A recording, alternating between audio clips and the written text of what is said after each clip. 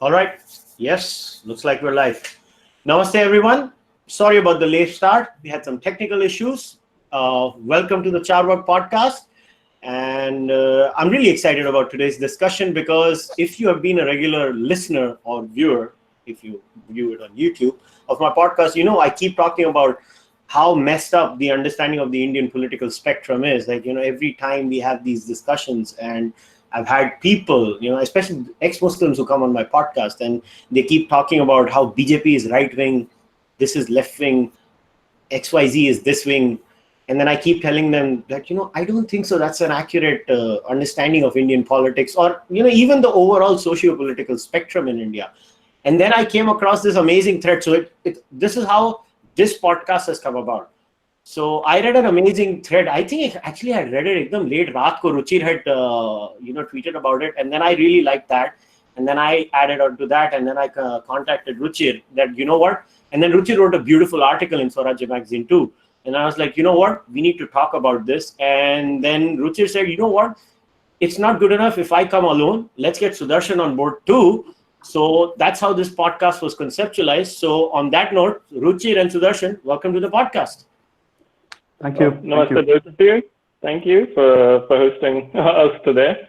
All right. So let's start with this, Ruchir. So like I had told you, let's start with this. Let's start with the steel man first. So it's very important. I firmly believe this, that whenever we have a discussion, we should prove that we understand what the other side, let me define what the other side is in this case. The other side would be the mainstream narrative in India and the international understanding of what politics in India is.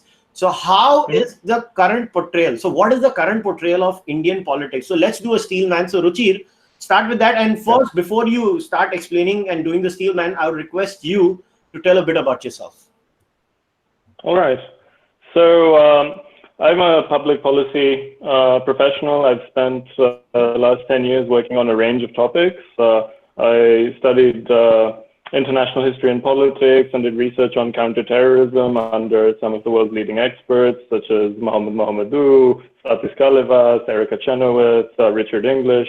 I've also worked on defense and security reform, so police reform in countries with a history of inter-ethnic or inter-religious violence, on anti-corruption and defense procurement.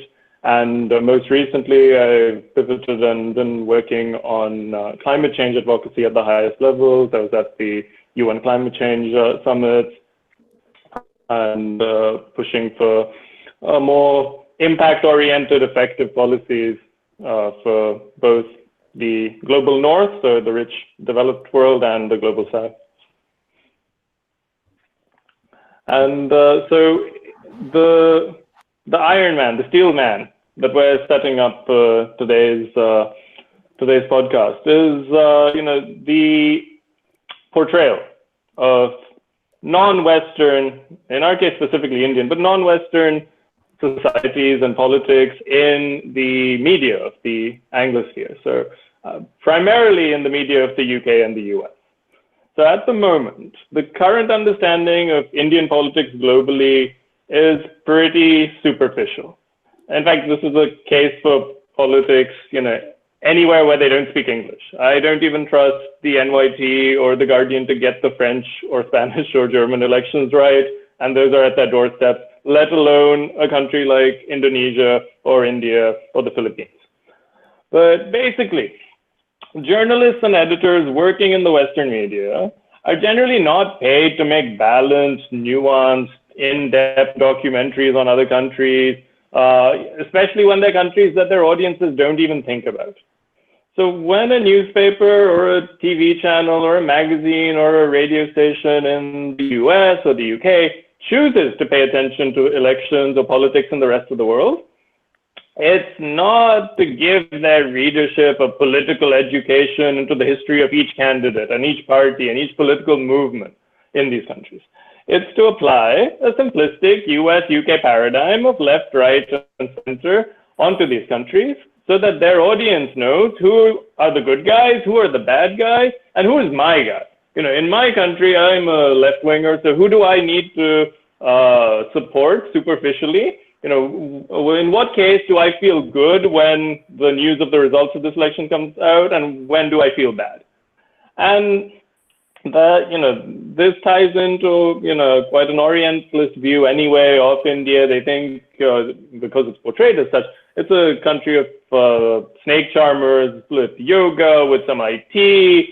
And, if they couldn't even challenge themselves to look beyond that, they're not going to be interested in a very in-depth analysis of Indian politics. So it makes sense as well. It's cheap to produce. It does well with their audiences. So the Western media basically uses these outdated, ill-fitting paradigms of conservative or progressive or left or right to explain the politics of countries like India, who have a very different socio-economic political context to that of the US or the UK. And they treat India as a blank canvas on which they can project a lot of problems in their own society, which they're unwilling or unable to address back home. But it makes people feel a bit better, a bit more validated that, these problems exist elsewhere and they're much worse. So I guess we're doing a good job in our country. And then you get reports which show, Modi is the equivalent of Trump, or Rahul Gandhi is some sort of Indian Justin Trudeau. The BJP is a right-wing Hindu nationalist party associated with right-wing Republicans or white nationalists, while calling the Congress a center-left liberal party like Democrats or like the Lib Dems or the Blairite Labour Party. But I think most observers who have experienced Indian society or economy or politics are aware that these easy analogies are not particularly accurate. And they're seen through a certain lens that's rooted in a very Eurocentric, a very Western-centric paradigm of what politics is and should be, what society is and should be, or even what the economy is and should be. And the best example of that, I think, was the recent Hassan Minhaj episode, which basically absorbed all of this accumulated 5 years of reporting on India since the last election and regurgitated it without any critical analysis. And I've seen that you, on the podcast, Kushal, along with Sharma and Anurag, have already dissected that quite well indeed. And now we can look at the meta perspective that, why is this the case? Is it relevant? Where do we go with this? How do we address it? Cool. So now, Sudarshan, I come to you. So do you think we should add something to the Steelman, or do you think that was a pretty good explanation of what the understanding of Indian political, or do you think we need to add something to the social spectrum of India's understanding as a society? And before that, I would request you to tell a bit about yourself too. All right, fair enough. I think I'm uniquely suited to this podcast because I was one of the typical Macula's children growing up. I was an atheist. I still read a lot of, I still read a lot of leftist economist thought. I'm a big fan of Marx. I was a bigger fan of Marx back then. I'm actually one of the textbook, what you call the South Bombay Lutyens type, who talk from 30,000 feet, were entirely deracinated. Thankfully, in my sense, I found my way, or however you want to portray it, and I have tempered a lot of those views. So the point is, I can provide maybe a perspective which was from the left. I've always absorbed a lot of those thoughts, and I've now critically analyzed them. And I figured that a lot of them is either outright lying or propaganda, or it comes from centuries of colonialism. So that's one perspective. In terms of who I am in the logistics industry, and I was in the banking industry before that. So I've got the unique perspective. I've traveled around the world, including to some certain very not so popular places like the Congo, for example. And I like to read about the place that I go to. So I have a certain unique perspective, and I think I can bring that to this podcast. And my go-to, though, is history, Indian history primarily. I've been reading obsessively about history for the past 15, 25, 20 years now. Indian history has been a big part of it, especially South Indian history. So, yeah, I think that's who I am in a nutshell. To answer your question, I think Ruchir did a very good job about laying the framework. But I'd like to add some historical perspective because this is not new. If you read the reports of European travelers to India in the 15th century or the 16th or 17th or even till about 50, 60 years, they've always tended to project what they have seen on the Indian psyche, right? Let me give you an example. If you study Dharampal's A Beautiful Mind, for example, A Beautiful Tree, for example, it's a brilliant work on the state of education before the arrival of the British, but it used British records. So it's a very unique, mindset. So in that, it comes to, it's very, education was never controlled by any caste or any group of society. Education at the village level was very freely available, and there was no caste bar, there was no sex bar, nothing. But when the Europeans came in, for example, the British or the Portuguese, they projected what they saw the clergy in Europe doing as controlling, education, as having a hold on education, and they transferred that to India, and that myth continues to this day, wherein we still get people saying Brahmins somehow held back education from the masses, and they were cruel, etc., etc. The point is, this is not new. What New York Times, what WAPO, what all of them are doing is not new. This is something that's been happening for centuries now. So I think that's one additional point I'd like to just add to what Ruchir said. All right. So would it be fair? Just one moment. So I just wanted to ask Sudarshan a follow-up to that. So would it be fair to say that at some level it is also a mental template issue, right? It is how we are raised and born and raised and told to look at the world. It's like a lens we have. So whenever somebody who lives in the West, and this is for both of you, so Sudarshan, you can go first, and Ruchir, then you can also add to this, because it is a natural follow-up to what to our Steelman.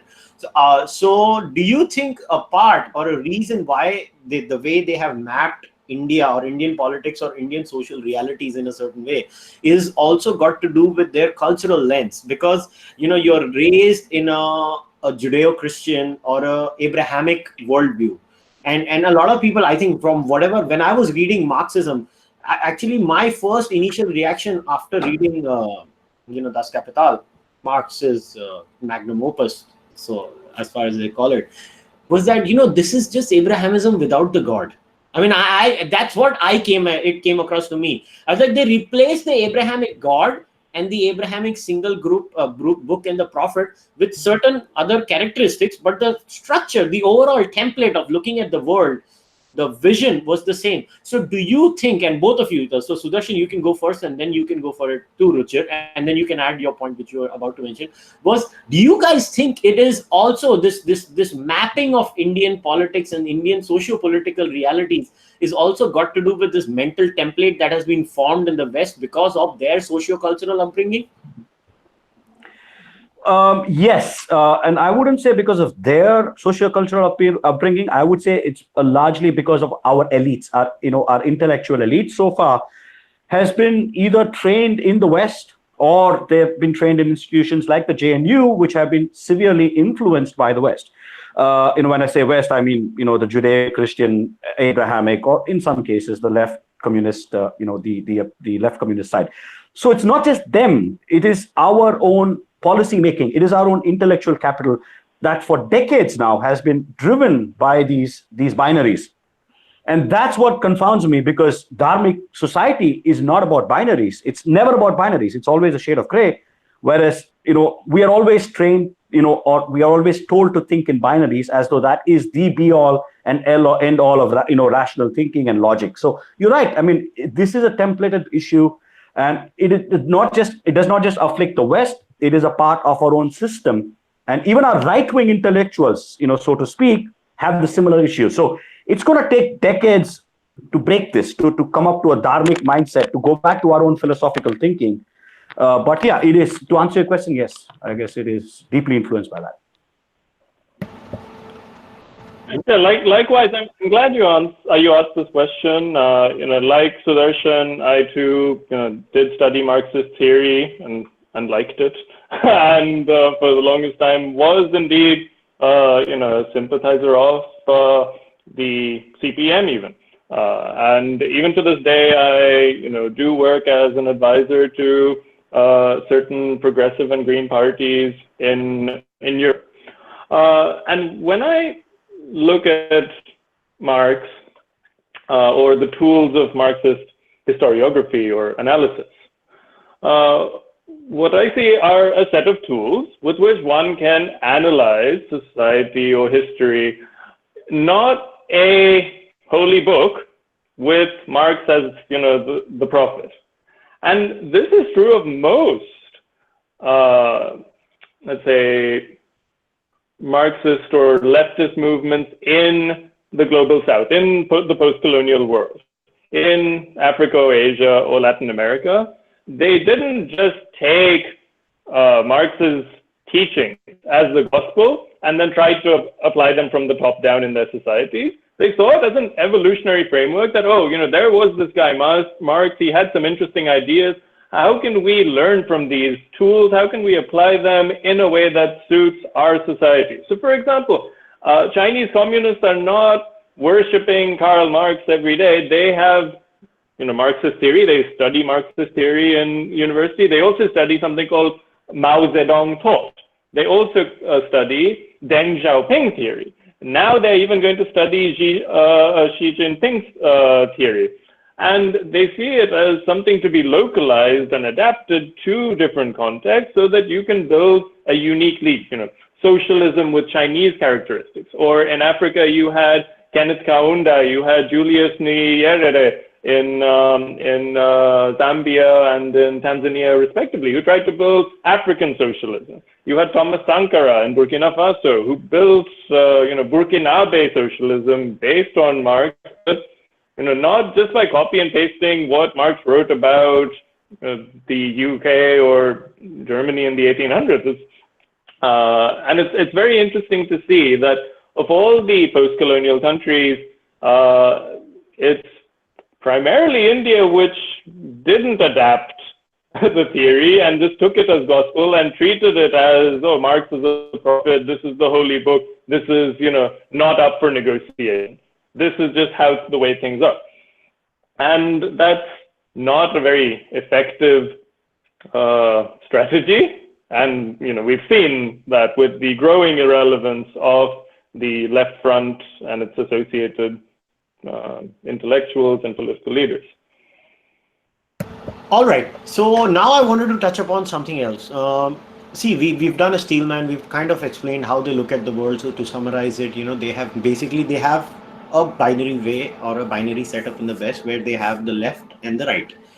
Now, obviously, there is a history about how the left wing and the right wing came up. It was, the French who came up with that. Basically, there were the laborers on the one side and the banias, or whatever we want to call it, the industrialists on the other side. And it had also got to do with, if I remember correctly, the perfume. Some people used the perfume and some did not. It was as stupid at that time, but whatever it is. And then later on, naturally, the thought process goes beyond that, because if you're a laborer, you'll always be fighting for wages or rights, and peculiarly that side started obsessing on that. And if you're the the businessman or the industrialist, you'll start doing that. Now they form their template. Obviously later on, obviously it's far more nuanced than that. They have their social realities. Obviously there is liberalism and progressivism, and most people in India do not realize the differences even as basic as liberalism and progressivism. That the word liberal has been abused, and I don't want to use balatkar ho gaya. It's sort of the word has been abused so badly in India, as if liberal has become a bad word now. A lot of times I think people don't understand such basic points, even on the non-left in India, because I don't like to use India does not have a right wing, India has a non-left. That's what I say. They are not the left. What they are, they have not figured out yet, but they're not the left in that sense. Mm-hmm. So I a lot of times I see them, getting very excited, and these liberals, but in the West, the liberals are not just on the left. You could be a classical liberal too. Or you could be a libertarian who will be socially pretty much open to anything. So it's far more nuanced than that. But here's my point. Mm-hmm. Even if they have mapped it in their own template, but there might be some things that they must have done right? It can't be that they have mapped us completely wrongly. Like, I'll give you an example. a lot of times in the Western press, they do come up with concepts like, no, India has political parties based out on caste identities and linguistic identities. That's an accurate representation of India, I believe, when they make a representation like that. Now, Ruchir, you first. Do you think in the representation of India from the Western world by and large, do you think they have understood some things correctly too, to be fair to them? Yes, I think when they write about India,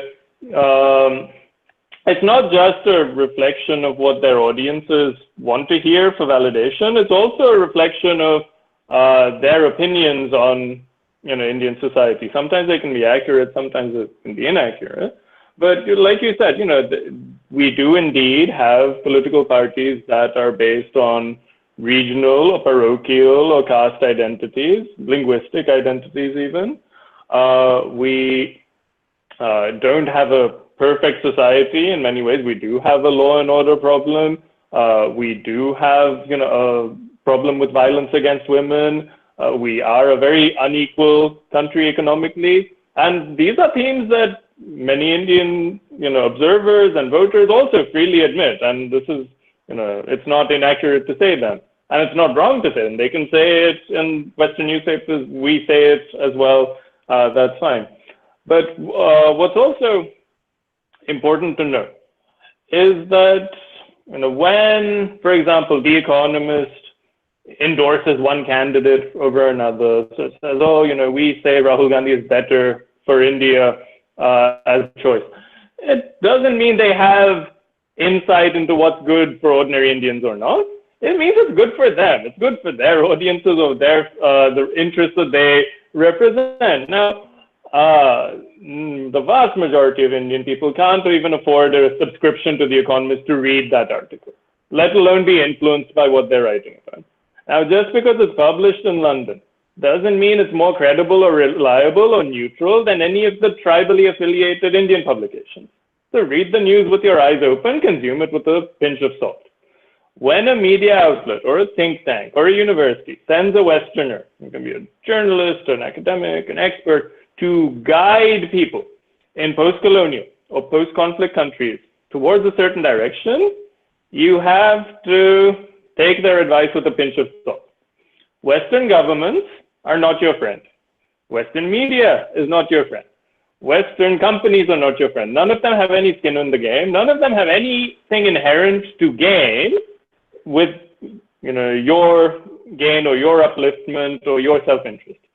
So if they come and say, oh, if only you acted more like us, one day you too could be rich like us. You should be more liberal. You should be more open. You should be, you should have capitalism with a human face like we have. It's been so successful for us.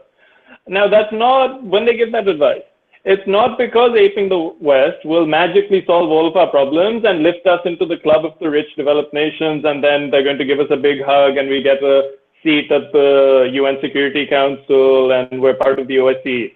No, when they give their input on our society, economy, or politics, and sometimes it can be accurate, sometimes it can be inaccurate, but it's always in their own self-interest, because the current systems at the international level, be they economic, be they geopolitical, are designed to keep certain countries poor, weak, and unstable, so that the wealth, power, and stability of certain other countries are maintained. And there's nothing wrong with acting in your self-interest. Most of us live in capitalist democracies. If you don't act in your own self-interest, you get walked over. That's true for us as individuals, as citizens and voters in India. It's true of these Western interests. But it also means we don't need to put Western coverage or Western conceptions of India onto a pedestal for the opinions of their experts. They know as much as any of our journalists, sometimes more, sometimes less. You should engage with the ideas, and you don't need their lens to tell you how to understand the society around you. You have your own eyes, you have your own experiences, so back yourself to trust them. Vote for whoever makes sense to you, not because this newspaper or that magazine or some celebrity tells you to.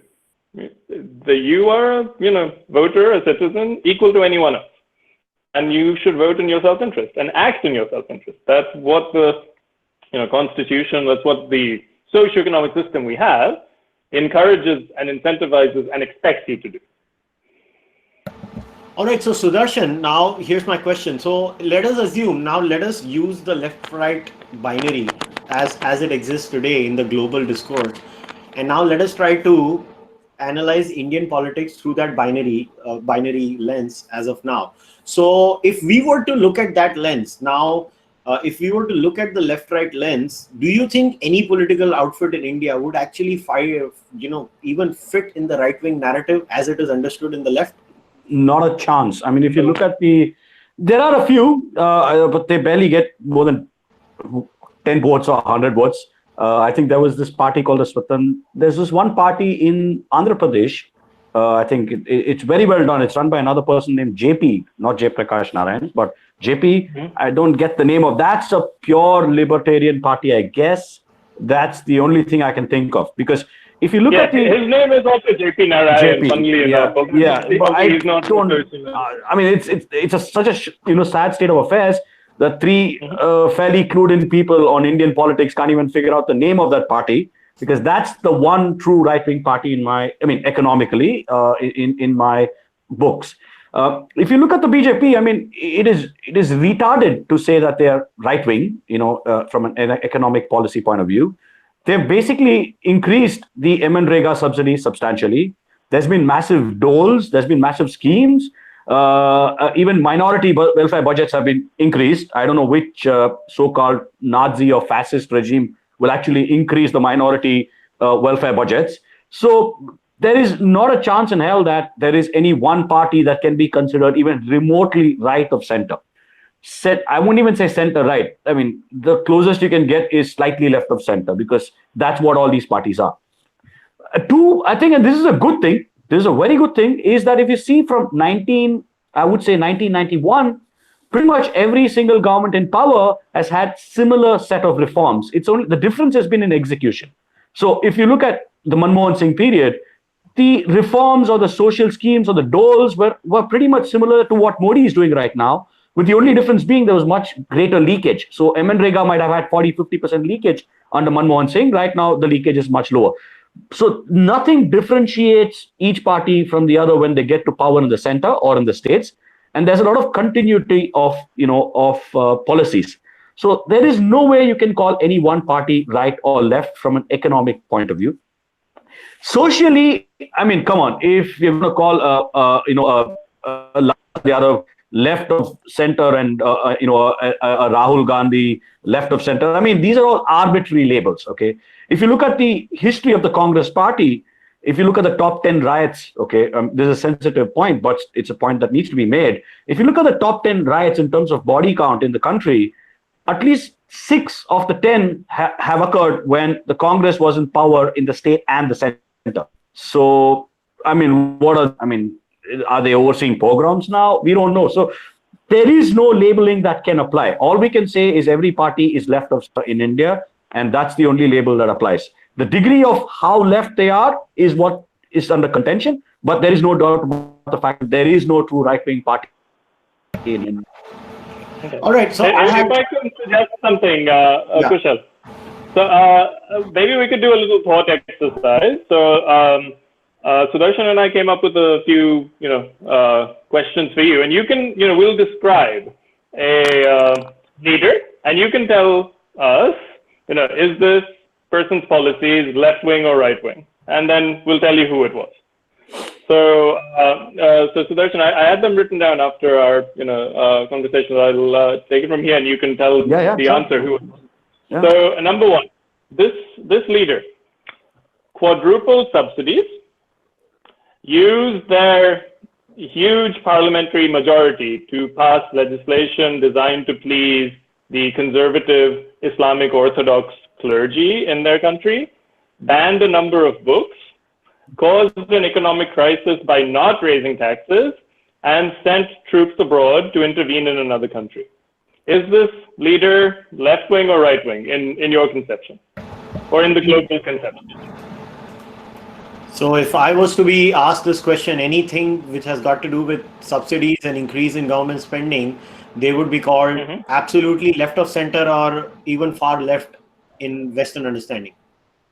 What about Okay. intervention abroad? And what about, yes, and the social policy, like banning books or passing laws to make the Orthodox clergy happy. They would be called right-wing fascists. Brilliant. Okay. Do you know So- who we're talking about? So it could be Congress, I think. Yeah, I mean, the person does it. I mean, if I tell you another 4 numbers, you will know the answer. But can you make a guess? Because every Congress government has done it. I mean, Jawaharlal Nehru banned that magazine and a couple of movies, and Jawaharlal Nehru doubled down on subsidies. Rajiv Gandhi was an expert when it comes to, Shah Bano and the policy decision that he had taken jumping under the mullahs. At the same time, Rajiv Gandhi was also, into subsidizing things. So it's very confusing. So I don't know which particular politician that would be, but it would be Congress for sure. Well, you just answered it. It is Rajiv Gandhi in this case. So well done. Then here's another one. Do you want to say something there? No. I was just going to tell him. By the way, I disagree on Nehru because Nehru was actually never deeply social. I mean, just to make a point, for all his faults, if you look at the tax rates under his regime, they were very reasonable. He had a solid vision for a private sector, thriving private sector. He even had a vision for a military-industrial complex. He was flawed, no doubt about it. But let's not visit the sins of his daughter on Nehru. I mean, just a point I wanted to throw in there. Fair enough, point taken. But he sucked at freedom of speech. He did. Oh, yeah. He definitely did. So yeah, no disagreements there. Yeah. All right. So second thought exercise. When this leader created their party, they said, our party rejects both capitalism and Marxism. Both are twins. We accept Gandhian socialism as a duty of ours. We also accept secularism. We'll join the electoral battlefield with the constitution in one hand and the sign of equality in the other. So is this a left-wing or right-wing party that's being talked about? Again, I think this is actually a typical center-left party jargon. Okay, so this is the first speech of Atal Bihari Vajpayee in 1980 when the BJP was formed after the collapse of the Janata Party. Yeah, because Now, the moment you mentioned Gandhian socialism, because a lot of people, a lot of times people forget that BJP, keep saying BJP believes in integral humanism. What they forget is BJP believes in integral humanism and Gandhian socialism equally. Yeah, Both equally. oh yes, exactly. I mean, if you replic, I mean, if I actually set out a lot of Gandhi's thoughts on a lot of aspects, they would actually, people today, the so-called liberals, I use air quotes very liberally, the liberals or the secular people or whatever, they would actually deride him as a Sanghi, because honestly, his views were fairly orthodox, you could say. So yeah, I mean, these labels are meaningless, if you ask me. Yes, and it's more useful to engage with ideas and policies than with labels and ideologies that are growing more and more irrelevant as our society changes and as our economy changes. So here's a third one. There was a leader who said, our neighbors will have to take back every illegal migrant, who fought an election based on military successes and who gave orders to open fire on minorities. Damn, I don't remember this one. Now you have stumped me. I don't remember this one. I don't remember who said this, but this sounds pretty harsh. Yes. Pretty harsh. So is it harsh on the left wing, harsh on the right wing, harsh on the radical this center? is the standard right-wing caricature, right? This would be. Yeah, so generally this would be considered a right-wing position. Neighbors will have to take back every illegal immigrant. Vote for me, I delivered success, militarily against our enemy, who, opened fire on minorities when they didn't behave. This was Indira Gandhi. Wow. Oh, by the way, she fought on the symbol of the calf and the cow, just for information. And that massacre of the minorities was not covered by any media house in India. It was covered by the New York Times eventually. I think he's referring to the Turkoman Gate massacre incident. So yeah, she's schizo actually, because she was deeply leftist, with all her so-called reforms, and I guess she was economic, deeply right-wing, authoritarian, fascist, whatever labels you want to use. So yeah, so labels are meaningless. I mean, they're absolutely meaningless. They don't hold true in any situation. All right. Yes, and I'll give you two more, and then we can move on. So this leader promoted Hindi as the sole national language and really stuck by it. Fought, colleagues in parliament, tooth and nail to make Hindi the national language. Bought military equipment and fighter jets from the US and denied equal rights for women in marriage and divorce laws. So is this leader left-wing or right-wing? Sounds like a neocon right now to me, a fascist neocon. Yes, I'm sure South Indian parties especially, think of this leader as such. So this was our very first prime minister. This was Nehru. And don't forget his censorship. Yes, and censorship. He was quite keen on, the First Amendment to the Indian Constitution was to dilute the freedom of expression. So Nehru was a Hindi language chauvinist. He was initially, then he had to take his stance back. Then you had the Hindi riots in Tamil Nadu or Madras province. I don't know what it was called back then. Yeah, so I think he was not a Hindi language chauvinist, but he had the vision of imposing one language, one country or something on those lines. And then, of course, he took it back. He had no choice because he was faced with bloody riots. Nehru was an example of the elite that Sudarshan mentioned, who were educated and socialized in the West, using Western tools of analysis, using Western paradigms, to the extent that when India gained its independence, Nehru didn't look at indigenous, binding forms of culture that tied Indians from all regions and religions together for centuries and millennia. Instead, he looked back to Italian independence and Italian unification in the mid-1800s, when Italy was consolidated from the kingdom of Savoy and Veneto, which was colonized by Austria-Hungary, and the Papal States, and the kingdom of the two Sicilies in the south, and Piedmont and Tuscany. They were turned into a single kingdom of Italy. And one of the leading intellectuals of the time said, very good, we have now created an Italy, it's time to create Italians. Now this was what Nehru was inspired by. He said, now we have created India, it's time to create Indians. And so it was about nation building, like Sudarshan said, with, a unifying national language on which you could build this identity. True. And then, so finally, the last thought exercise.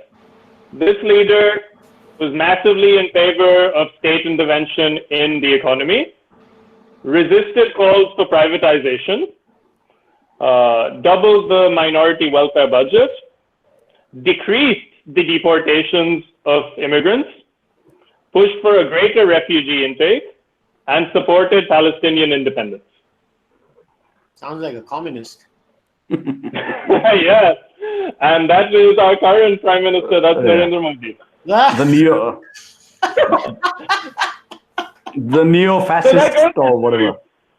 Yeah, the Hindu nationalist, neo-fascist, raving right-winger, rabid right-winger, the labels are meaningless. Because when you look at the policies, when you even look at the rhetoric, for example, we live in an age where there are so many oversimplifications of really important topics. And let me tell you one, because I've worked in counterterrorism. It's so easy for the media or for people to paint all Muslims with a brush and say all Muslims are terrorists. And it's very difficult to counter that. Many Muslims try to counter that, many non-Muslims try to counter that, but very rarely do you see a political leader of a country use their political capital, use their platform to also demolish that. And Modi is an example of that. At the World Sufi Conference 2 years ago, he gave a speech where he said it's wrong to correlate terrorism with one religion. It's wrong to assume all Muslims are terrorists. It's important to dismantle terrorism by looking at its root causes. It's important to recognize that fighting terrorism conventionally takes away money from food and housing and shelter for the masses of people, the kind of upliftment that would bring people away from violence. This is the sort of highly nuanced debates that you have among experts in the counterterrorism community. And this is one of the very few leaders who, as a political leader of a country that has faced terrorism, instead of doing what France did when there was the Charlie Hebdo attack or the Bataclan concert attack, the next day, Francois Hollande said, we will punish the perpetrators, and then sent airstrikes to Syria to bomb the Islamic State. Now, that's one way of dealing with it, but it's a short-term perspective. Modi has given an example of a long-term understanding of the dynamics behind terrorism and the nuances behind it, and that's something that is rare, not just within India, but across the world. In many respects, the current Indian government is more to the left than any Western government at the moment, and is more to the left than many Indian governments of the past. I actually agree with this, and I'll tell you, and every time I've gone on to podcasts of people who are not from India or, are living in the West or something of that sort, as a guest on their podcast, I always say this. I tell them that in my understanding, if you look at the policies and the proclamations, even on the social realm or on the political realm, on both realms, and if you study each and every Indian political outfit, this is my understanding of India. Indian political parties, all of them, when it comes to economics, are fairly left of center. When it comes to the subject of freedom of speech, are very, very anti-freedom of speech and are very authoritarian in nature. All political parties, including BJP, I don't give them any props on freedom of speech. They suck, in my view. And when it comes to social realities of India, it is even worse, because the so-called fascist party of India was the only party that was not opposed to decriminalizing homosexuality in India. And the so-called liberal party of India was going around with the church and the mosque, appeasing them and supporting all kinds of weird things like criminalizing homosexuality and basically, legitimizing triple talaq, even saying till the extent, I remember this lady of the Congress women's wing saying that if we come back to power, we will bring back triple talaq ka bill. We will bring it back. As if all the Muslim women in India are waiting with open mouth. Hi, मुझे एक पति, मेरे को एक ही पति share नहीं करना, मेरे को और औरत के साथ अपना पति शेयर करना है. Hi, what the hell is happening? How can I have one husband for myself? I need more women to have share, in my house for the same husband. As if, imagine what they are saying. And then the Congress is so silent on nikah halala, something as barbaric and horrifying as that. So it's very interesting. So if we were to place this, I think all political parties in India are liberal selectively, authoritarian selectively, and proper left-wing economically. Would you guys agree with that? First, you, Sudarshan. See, first I would fundamentally disagree on this whole freedom of speech aspect, because that's another binary we've been constantly repeating. I mean, no disrespect meant to you. See, there is no such thing as absolute freedom of speech except in maybe America and a few countries. Now, we must keep a couple of things in mind. India is still extremely poor, right? You still got, you definitely have mobs and you have riots that are triggered by what is seen as little insults, right? In Tamil Nadu, for example, maybe now it's stopped, but you've had the fan bases of different cine stars beat each other up. So the point is, there can never be absolute freedom of speech. As long as the press and the people are given the right to criticize politicians, I guess that's the extent of unfettered freedom of speech that you can give, because you can never have absolute freedom of speech in India when it comes to things like religion, for example, because you're never going to get that. See, today, let's say I go blaspheme Islam or Christianity, or let's say somebody does that to Hinduism.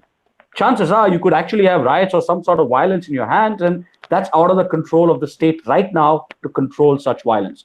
So even like states like Germany, for example, don't have unfettered, freedom of speech.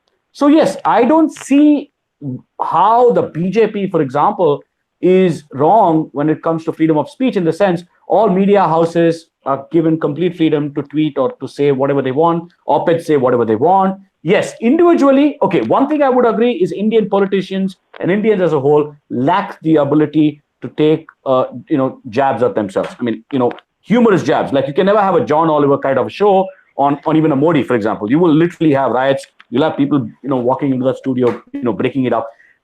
That, yes, that's completely lacking. We lack a sense of humor at a social level. Maybe we can make jokes individually, but at a meta level, we lack a sense of humor. That's my firm belief. So freedom of speech is still up to debate, is my point of view. Is total freedom of speech good or bad? Is not on topic here. But I think that needs to be discussed, because we cannot just apply American labels. America is still homogeneous. It's primarily, WASP. It's primarily Christian. They have a small, they definitely have a political divide, but that's only between two sides.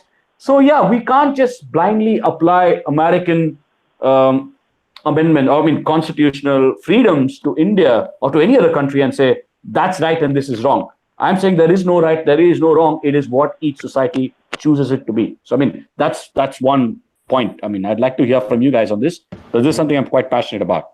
Yeah, but I would totally disagree with you on this one, and I'll tell you why. So the problem in India is not a freedom of speech problem. It is there.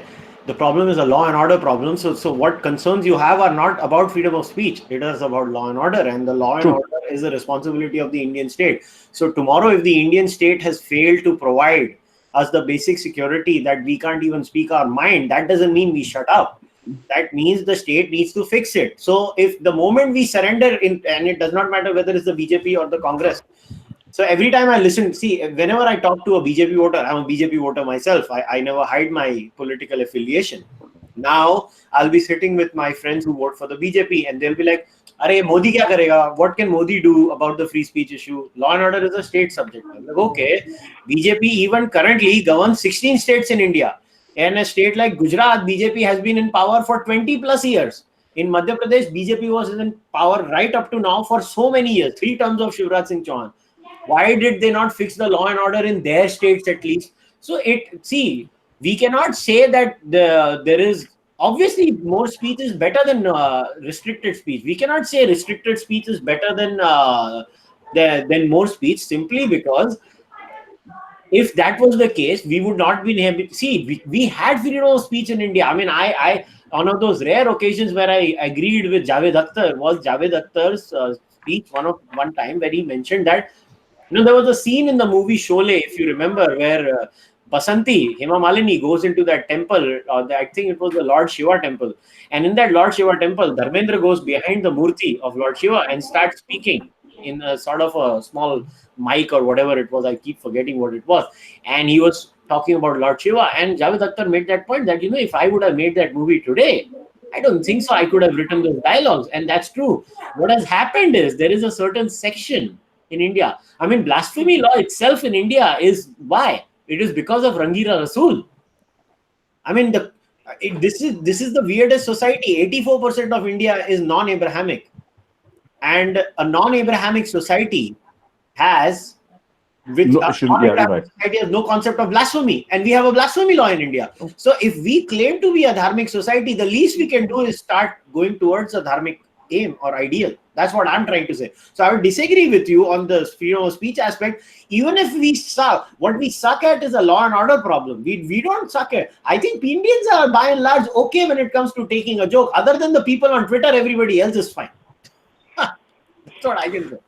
See, I don't disagree with you. I am for absolute freedom of speech. I made the same point. Sorry, Ruchir. I made the same point. I was trying to make the same point that you did. In the sense, currently, our law and order, we need a lot of police reforms. That's another pet subject of mine. I've written quite a bit on police reforms.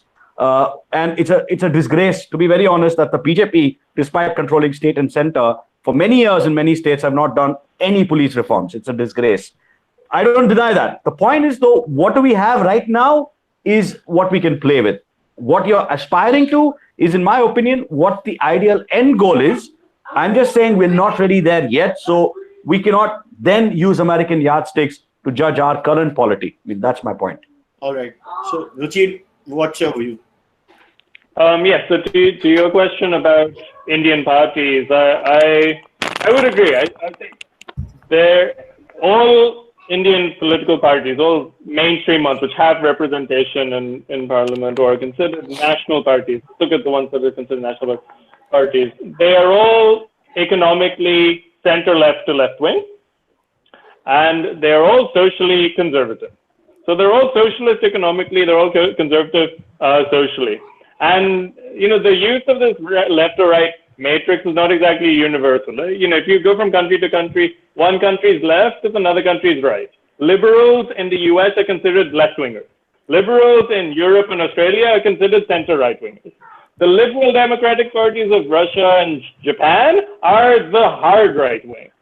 So there's a concept called the Overton window. The window of what range of opinions are considered publicly acceptable in any given society. And anything outside this window is considered extremist or fringe opinion, which won't get any public support, let alone political support. So if we were to look at the US, for example, the Overton window is so far to the right that the center has shifted. So the center's position there is deregulated capitalism, gun rights, military interventionism abroad, privatized healthcare, bending to evangelical Christian demands. Even their leftist party, the Democrats, in any other country, the Democrats would be considered a right-wing conservative party. And, it's only now, as you had maybe mentioned earlier, that you have these new candidates like, Bernie Sanders or Tulsi Gabbard, who are considered or were considered extreme because they challenged that and they have tried to pull their parties a bit to the left. Whereas, their policies are actually quite centrist by global standards. Now, similarly, if we look at the Overton window for India, we don't have a right wing on the lines of the Western right wing talking about fighting abortion. Abortion is not controversial in India. There's consensus on that. Fighting vaccination, there's consensus on that. Denying climate change. All parties, especially in a poor tropical country like India, whether you believe it or not, doesn't matter. We're being affected by it. Our farmers are being affected by it. Our society is being affected by it. Our GDP is being affected by it. You have to do something. So there's no question of denial of climate change in India, at least at a policy level.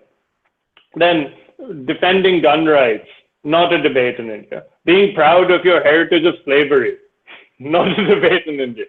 So we don't have a right wing on those lines. And even economically, no major party in India is fighting elections on a platform of cutting welfare or cutting spending on the poor or reducing taxes even. At best, they say, we're going to streamline them, we're going to make it more effective, we're going to make sure each paisa reaches the intended recipient. We used to have an economically right-wing party. It was considered a fringe element in Indian politics even then in the 50s. It was the Swatantra Party of Raja Gopalachari. And we don't have it anymore because there was no appetite for it. It was a party where the leadership was zamindars, were industrialists. They said, yeah, lower taxes. They were also committed to Gandhi and socialism. But Gandhi and socialism mixed with low taxes and the promotion of an indigenous Swadeshi capitalist society. Now, when we look at Indian debates, especially, let's say, on the left and right wing on social issues, we're surrounded by parties that are basically conservative. There's no party that's saying outright, we support gay marriage or gay rights. At best, they'll say, we won't stand in the way of gay rights or decriminalization of homosexuality. They're not going to say, oh, yes, let gay people marry. They're not going to spend their political capital on that. There's no public interest or debate on the decriminalization of drugs. Maybe there should be, but there isn't. Multiculturalism, that's a topic that the left in the West deals with a lot, is not something new to India that we need to create new structures to deal with. We've always been a pluralistic, multilingual, multi-religious country. It's not that suddenly, 15 years ago, we encountered religious minorities or ethnic minorities for the first time. They're an integral part of the country and have always been here. Every person has grown up in that society. So it's not some big demographic transition that we need to deal with and create new structures. So essentially what we have is a bunch of socially conservative parties. Many of them, they like to treat religious communities as monoliths. They don't even look at people as holding individual rights as citizens. They look at, there's this community. There's this religious community, there's this caste community, there's this linguistic group, and we need to pander to them. We need to make them happy. How do we do that? Well, they have these self-appointed leaders. Let's co-opt them into our party and basically accept their agenda, and then they'll tell their followers to vote for us. So the Congress does it, the Trinamool Congress does it, the left does it, the BJP does it, every party does that. Every party picks who, they feel is worth pandering to, and then they basically handpick who they think are the leaders of this community, ask them, so what do you want? And we'll give it to you, and you just tell your community to vote for us. Now that's quite a conservative approach, because basically it means you let the clergy decide, or the most conservative elements, or the lowest common denominator of that community decide what the demands are. And these communities are comprised of individuals who have individual aspirations and individual opinions. There's a joke that what do you do when you get 3 Indians? You get 12 opinions. So each person has, different opinions on different issues. They're not monolithic. They're not a hive mind. It's not because this imam said that, or this Jain priest said that, or this linguistic leader said this, that now they say, okay, all my self-interests are put on the side. I need to do what this guy told me. But that's how the parties treat citizens, as infants who need to be shepherded. And then again, all parties have a voting record which is more or less the same on social issues. There is no party that will challenge reservation. Whenever the constitutional amendment to extend reservation for another 10 years, because initially Ambedkar framed it to be temporary, and then whenever it came close to expiry, Parliament would convene and they would amend it to extend it. And there is broad cross-party support for that. No party wants to be seen as, that's the party that voted against the extension of reservations. If anything, they start competing on who else can we extend reservations to. So this is also conservative, that we have reservations enshrined in our constitution. There's no party trying to challenge that. They're just trying to protect it. They're not saying, let's build a new structure, let's remove reservations. There's also consensus there. And those who do campaign for an end to reservations or for a uniform civil code are often seen as fringe elements. They're, at the edge of the Overton window. So at the end of the day, India is a poor country and an unequal country where the public sentiment is in favor of a welfare state. So all parties are pulled towards socialism. And then you can pick your flavor. It can be social democracy on the lines of the Congress. It can be the BJP's brand of Gandhian socialism. It can be Nehruvian socialism. There are some people who fondly look back, I miss the India of the 60s. It can be Lohiite socialism of the Samajwadi brand. It can be democratic socialism, which is what the CPI and CPM call their brand of communism through elections. So you pick your flavor. It's one sort of socialism or the other. And then, when it comes to social policy, India is a country of various faiths, religions, cultures, languages, who all want to protect their traditions. And these protections are enshrined in the constitution. So that pulls parties towards, and it pulls the Overton window towards social conservatism.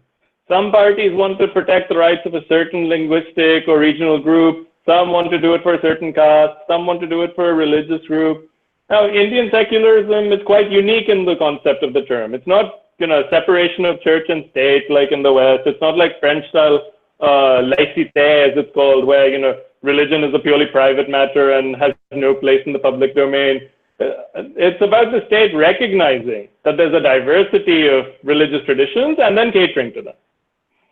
And none of that is being challenged by any party. And that's why we have only socialist parties and only conservative parties.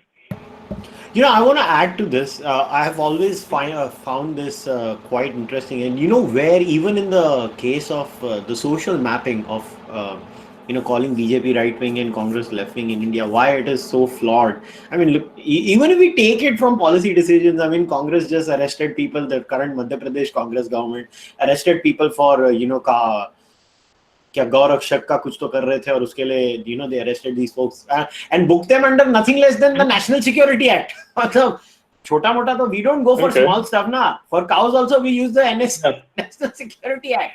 सीधा अंदर डाल दिया उसको. And then I'll tell you another case. I mean, if you look at the campaign of Kamal Nath in his Congress manifesto had said they will start 12,000 gaushalas in Madhya Pradesh, and his rhetoric was BJP claims to care for the cow. We actually care for the cow. Wow. And they are the liberals in India. And, all the Gaumutra jokes are reserved for the BJP walas. No Gaumutra jokes for the Congress walas, by the liberals, by the way. No, not over there. Most cows... Which is very interesting because most of these laws... So I have a question for you. Let me just add to that point. Most of these laws for cow protection or banning the slaughter of milch cattle and their progeny, to use the term used in the Constitution, were passed by Congress governments at the state level in the 60s. Yes. And these were by stalwarts of the Congress party at the time. They were reinforced. They were challenged in court at the time, and it was taken to the Supreme Court and to High Court, and they all ruled in favor of these laws, saying that they don't impinge on anyone's freedoms or rights in the Constitution. So when you make these jokes about, Gaumutra this and Gaurakshak that, it's not something that suddenly came into being, on a certain day in 2014. The laws have always existed on the books. Well, they've existed for 50 years. They were passed with the consent and as a reflection of the public sentiment through, every constitutional avenue. It was proposed by the executive. It was passed by the legislative. It was confirmed by the judiciary.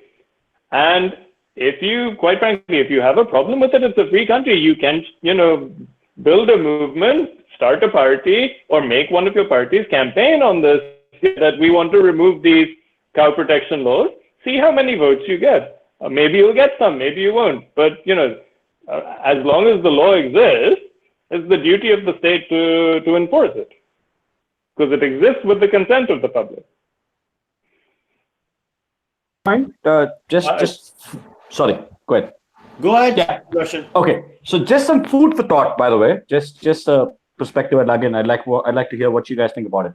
When we say socially conservative, and when we and I say all of us here are approaching it from a very Western point of view, right?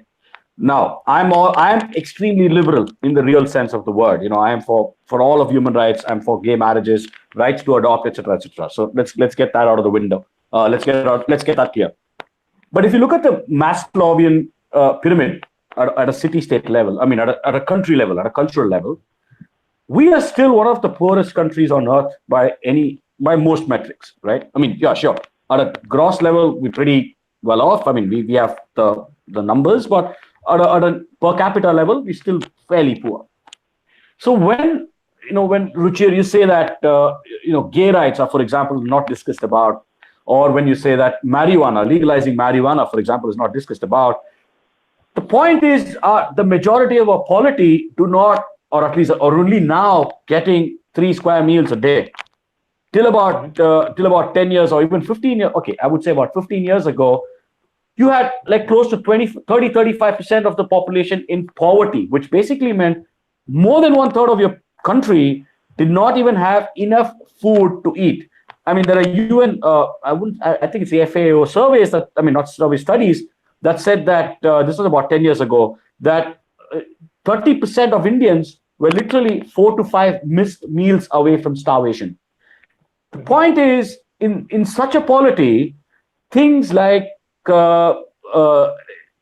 gay rights, for example, or marijuana use are very esoteric. They don't really register for the average populace.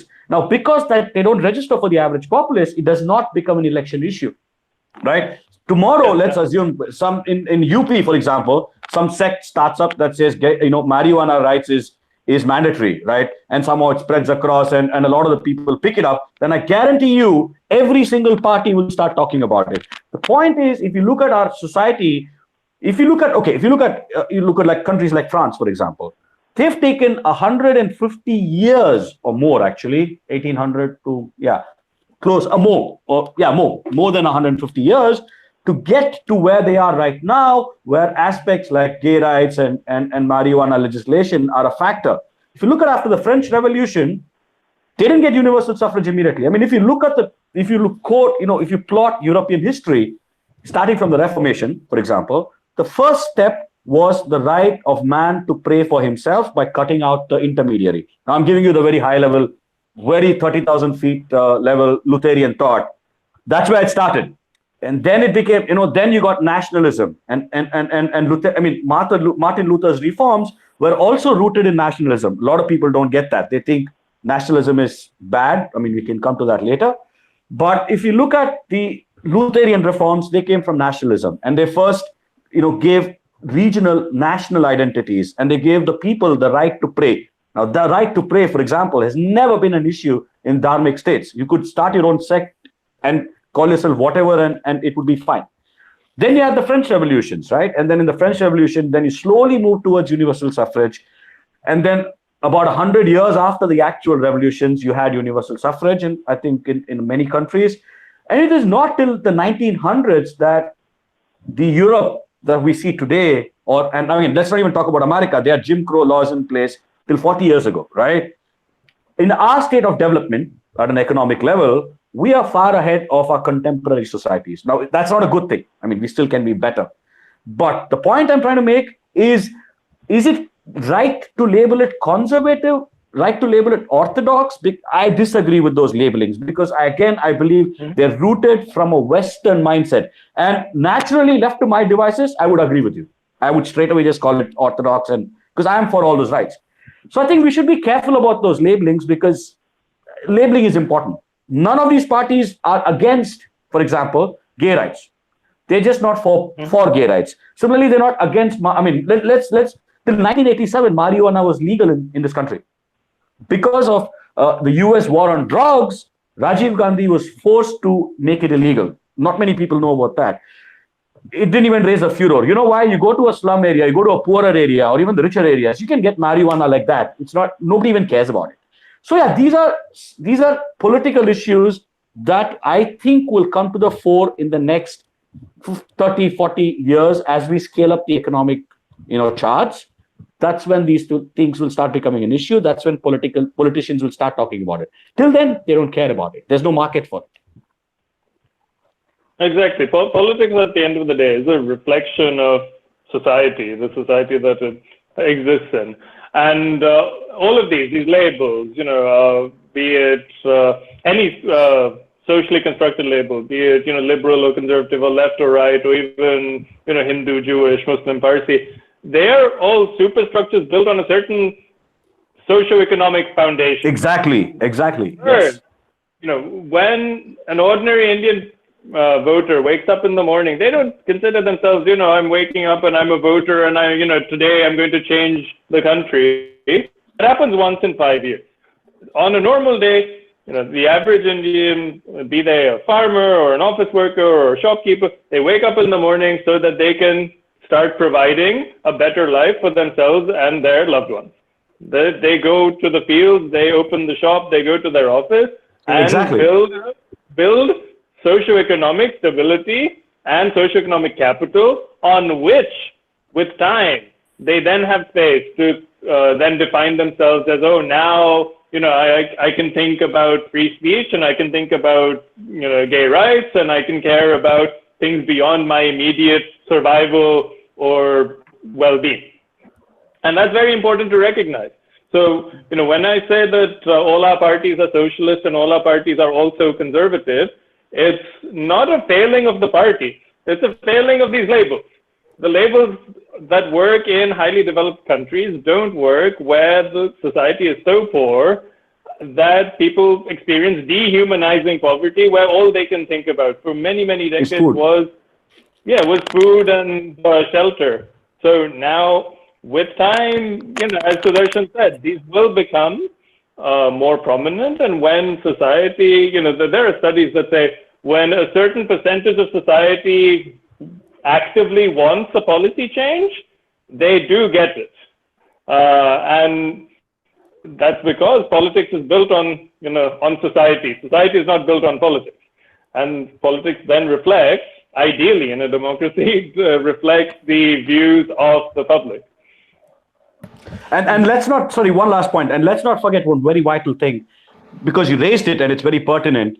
You touched upon it. The average voter does not vote for anything but access, which is why we still have caste-based voting, which is still prominent. So if I am from the same caste and my MLA is from the same caste, it's easier for me to approach him for a letter for admission into a school or for a bribe into some, to get treated in a hospital. A lot of our countrymen actually still vote for access. Now that's as basic as it gets. So yeah, we will scale up. There's no doubt about it, but it will take time in the next 30 years, 40 years. Yeah, and it's often... I think there's a confusion here about 2-3 issues. I'll try to unlock some of them.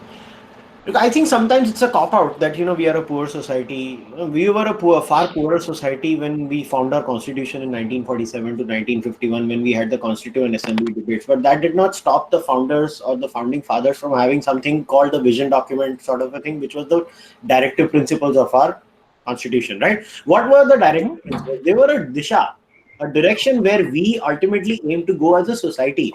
It was a few leaders or a few politicians in our country taking a call about what we aim to be as a people or as a bunch of Homo sapiens together. So sometimes I think we fall for the over fetishization of the poverty in our society. We try to have discussion. See, an idea whether socialism is good or bad, whether capitalism is good or bad, can be discussed irrespective of the financial position of that society, is my personal opinion. When we are discussing any idea, it does not matter whether Ram Khilavan in the fields of Uttar Pradesh feels good about it or not. And this is my personal view of looking at it. So this would be my first submission here. Now, Sudarshan raised a very vital point about, what is conservatism. Actually, that is a very good point that he has raised. Now, conservatives, again, that mapping itself is a problem because there is an underlying assumption that all religions are the same. So all religions have the same dogmas, and all dogmas overlap universally. Now, in a country like India, this is a classic case, like we had mentioned before, homosexuality. Look, the courts would not have refused or decriminalized homosexuality if the BJP government would not have given them a wink, wink, nudge, nudge behind the door. Ha, kar do, but just don't make us do it. It's a fact. And what happened? Look, if this would have happened in 1920s America, there would have been some sort of riots. Even 60s America or 70s America. Definitely, there would have been riots because homosexuality is a religious problem in their country. It is not a religious problem in the majority religious beliefs of this country. So that's why it is a very clear case that even in the courts, it was the mosque and the church that was fighting tooth and nail against decriminalizing homosexuality. And the Hindus were like, whatever, you can do what you want to. Now even let us look at marijuana. It is only when the Americans went hammer and tongs across the world and they, basically made marijuana consumption illegal in India. So yaar, hamare to Bhagwan bhi marte hain, basically. So even our gods are busy doing it. So we have always, these are typical Victorian, moral issues that has been superimposed on us. I'm not saying we don't have conservatives in India. I am not denying that. But what we have more of in India, I like to use the word ritualistic people. They believe in certain rituals, and even the bloody rituals don't overlap. Like a Shaivite ritual will be very different from a Vaishnavite ritual. I mean, I'm personally a Cārvāka. I'm a Nastic. I don't do any rituals, but I'm still considered Hindu in this country's understanding, right? It's not like I'm considered some outsider or something. No. So that's how has always been our way. So even when it comes to mapping something like this is a conservative, this is a liberal, how do you do that? If somebody was a hardcore Jain, for that matter, I mean, I always say this, they would be so non-violent. They would basically be naked, living in a jungle, not interfering with anybody's life. That's what a hardcore Jain would be like, right? So how do you classify that person? Yeah, maybe that person might believe in a flat earth because of Jainism, but that's a separate issue and a separate discussion.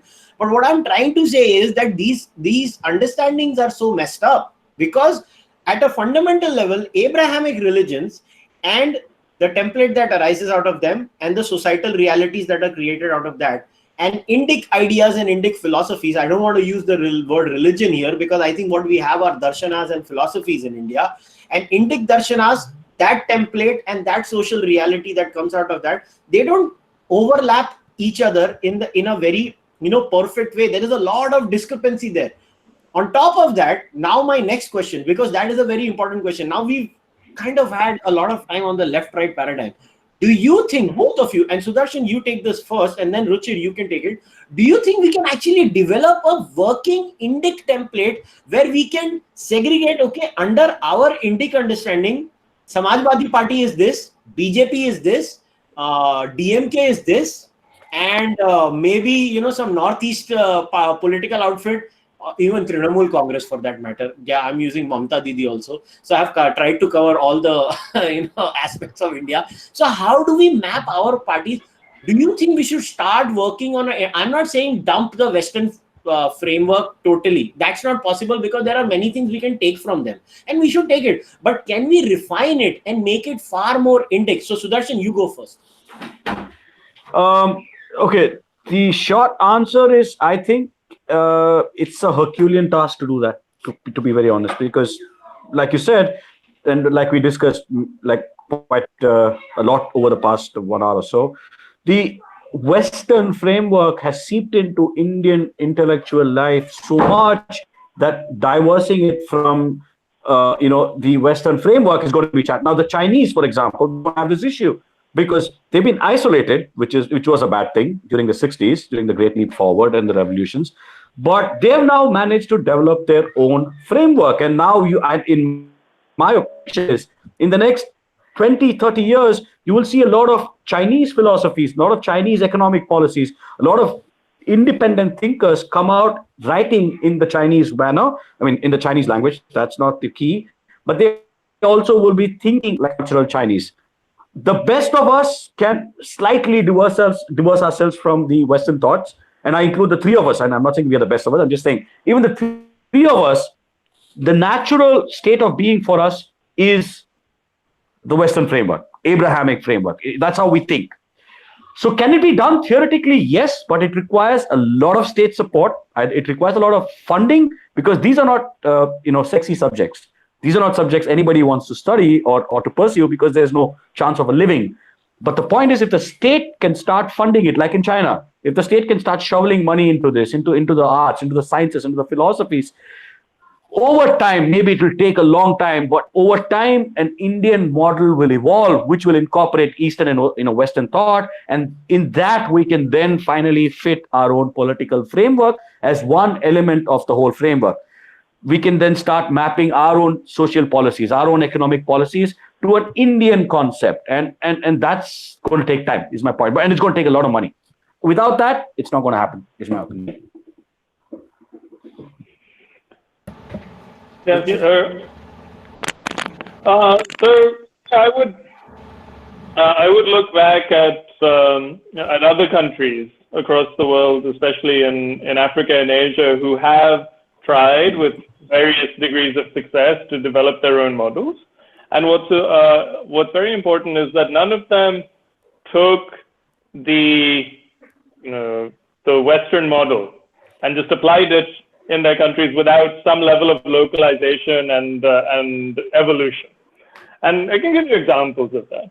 So in Turkey, one of the first, well, if not the first country in the Islamic world to have a revolution and reformation at the same time and turn itself from a multi-ethnic federation / caliphate, where the caliph and the emperor were the same, so it was a theocratic state. Kemal Atatürk turned the country into a new modern nation state, and he developed Kemalism, wherein Western philosophy was adapted to the Turkish context and used to create a Turkey of the 20th century, and dragged the country, unwillingly maybe even, dragged conservative elements in the clergy or in the countryside towards a more modern conception of a state. So there's that as an example. There's Kwame Nkrumah in Ghana. He developed something called conscientism. There was Julius Nyerere in Tanzania. He created something called Ujamaa, which took Marxist and Leninist thought and adapted it to African village democracy, a bit like Gandhian socialism. There was Kenneth Kaunda in Zambia. He created something called Zambian humanism and African socialism. Maybe that's similar to, our Indian, integral humanism that Deen Dayal Upadhyay made. He combined African values like mutual aid, trust, being part of a community with some elements of planning and state intervention in the state. So both a bottom-up and top-down conception of how the state should be modeled. You had Thomas Sankara in Burkina Faso. Thomas Sankara came to power in a military coup. He was a soldier, and he created bottom-up reforms that gave women's rights gave a lot of importance. It was seen as a great feminist revolutionary as well as a socialist or Pan-Africanist revolutionary. So he gave women a lot of rights. He resisted loans and foreign aid from Western countries, saying that this is a part of neo-colonialism, or them sending advisors to his country, said we don't want that. All of this is a front to colonize us again. What we need is self-respect for African nations, for African languages, African ethnicities, African philosophies. And now, this ties into a larger Pan-Africanism that was seen in many post-colonial countries in Africa.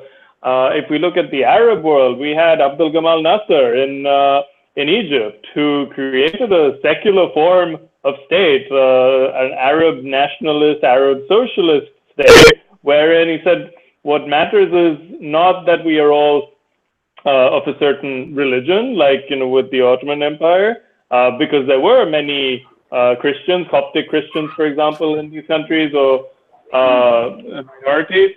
What bound countries together was a shared culture across the Arab world. So there was even a brief experiment wherein Egypt under Nasser merged with Syria, a country that it doesn't need to share a border with, and they became the United Arab Republic. It was not a very successful experiment. It dissolved after 3 years, but there have been many attempts to build indigenous, bottom-up, or let's say global south oriented political philosophies and paradigms. In Asia, we had Ho Chi Minh. In Vietnam, he developed a unique form of Vietnamese communism. And what's also very interesting now is that the World Economic Forum. So the World Economic Forum, the guys in Geneva and Davos who are seen as, these big capitalists, where all these big industrialists and establishment politicians like to meet up every December. the World Economic Forum has praised Vietnam for creating what they call a social market economy, which is, it is a one-party communist state, but they have adopted a lot of bottom-up reforms, primarily ensuring that people have the tools to lift themselves out of poverty. That the state is not, lifting them out of poverty, it's giving them education, healthcare, and recently internet access, which are three things that people can use. Poor people are resourceful. They're not poor because they're stupid. They're poor because they lack access. They're poor because of systemic reasons. If you remove those systemic reasons, people work hard and are quite capable of living dignified lives, if you make it possible. It's a question of political willpower. And even in China, as I touched on earlier, China doesn't treat Marx as the last prophet of socialism and his book is the holy book. They're constantly evolving it. Every prime minister they have enshrines his, and so far they've all been men, his political philosophy into an additional part of, socialism with Chinese characteristics. So there's Deng Xiaoping theory, there's Mao Zedong thought, there's now Xi Jinping thought.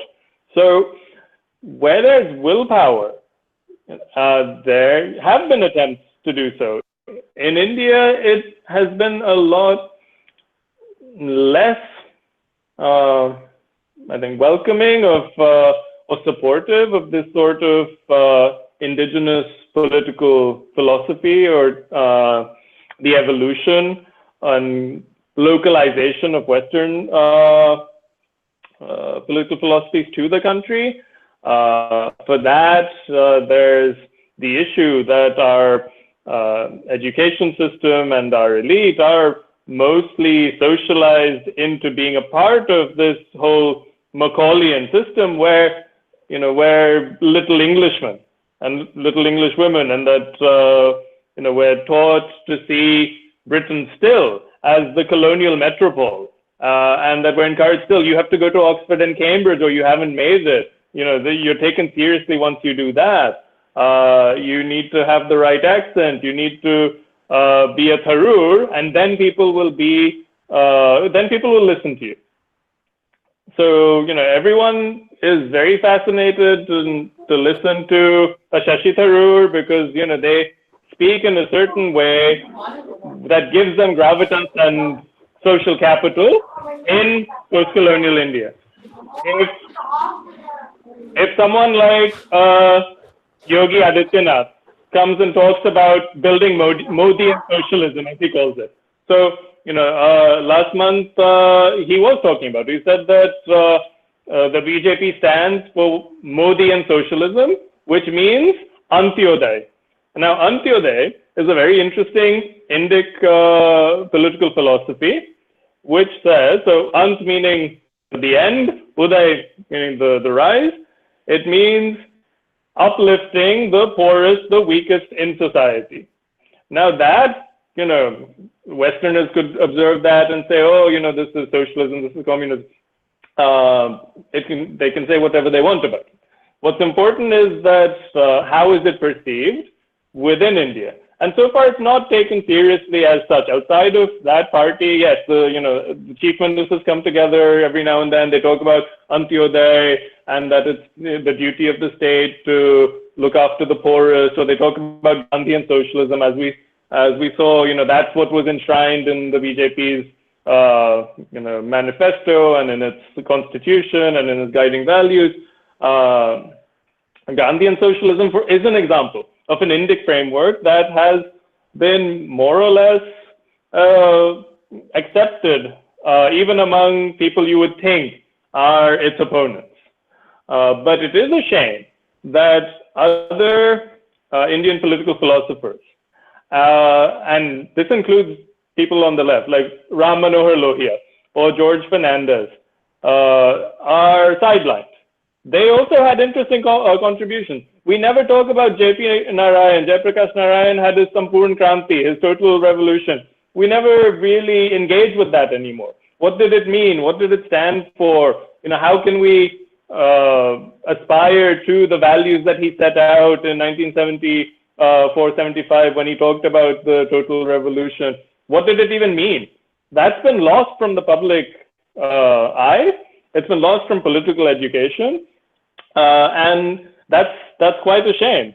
And the parties that claim to be the successors of the Lohia socialists or of the Janata Party experiment from 77 to 1980 have mostly been distorted beyond recognition into the Samajwadi Party or the RJD or the JDU. And with that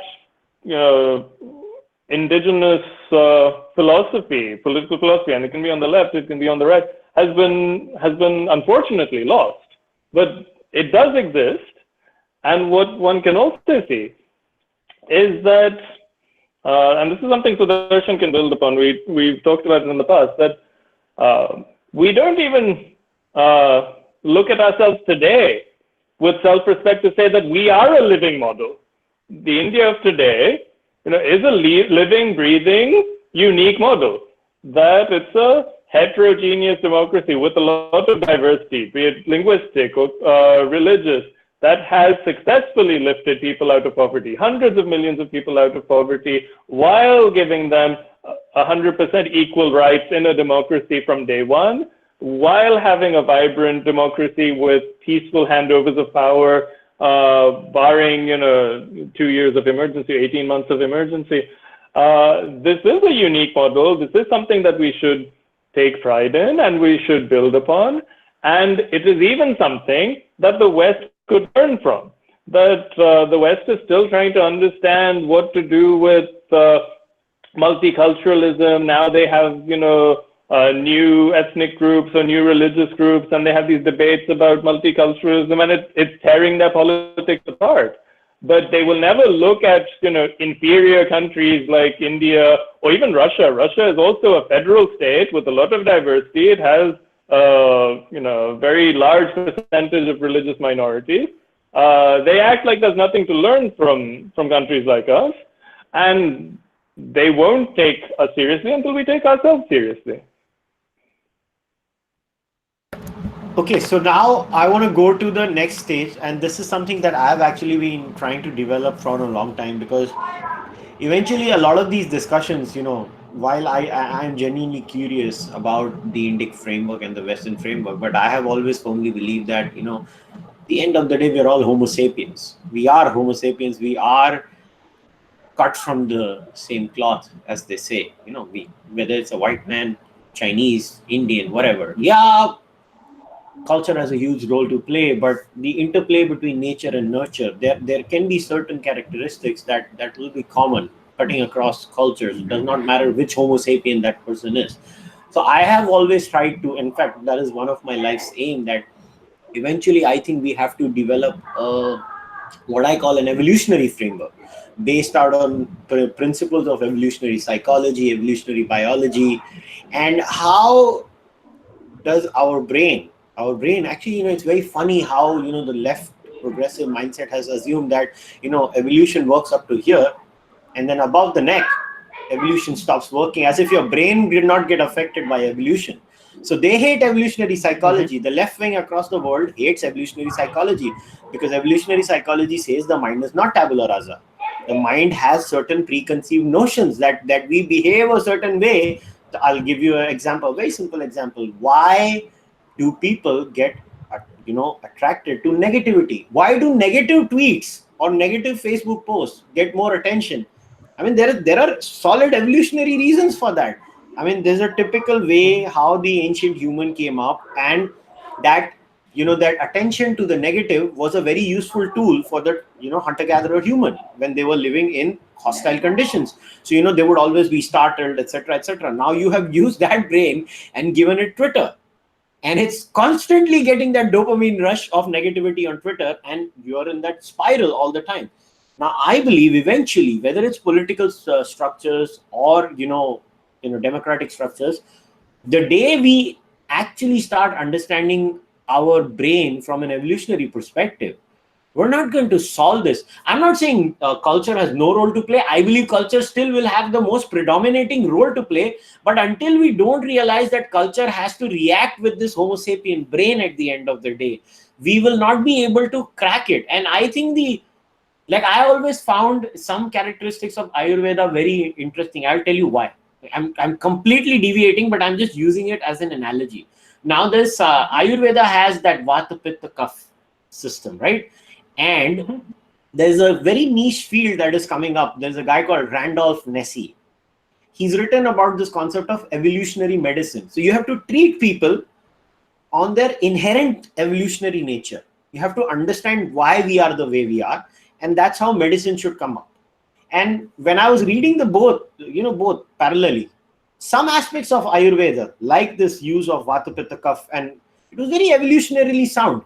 Now, there are many claims later on in Ayurveda that I personally feel are wrong, but that's a separate issue.